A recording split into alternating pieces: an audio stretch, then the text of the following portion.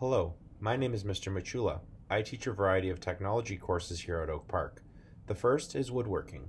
Grade 9 woodworking is an introduction course where students learn about different types of wood, measurement, design and construction, and most importantly, how to operate the equipment safely.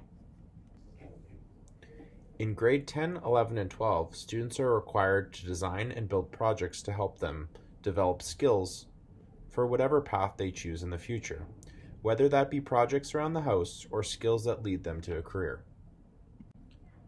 All of our woodworking courses are located at Westdale Junior High School, a short 10-minute walk from Oak Park. Electronics is another course we offer here at Oak Park. In grade 10, we begin with the basics of electronics, looking at different types of circuits, as well as students being introduced to soldering. Once the basics are covered, students get to build and solder multiple projects, as well as having an opportunity to do some house wiring.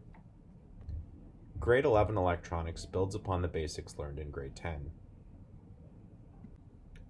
Grade 10 electronics is primarily for grade 10 students, but is also open to grade 9 students if space is available.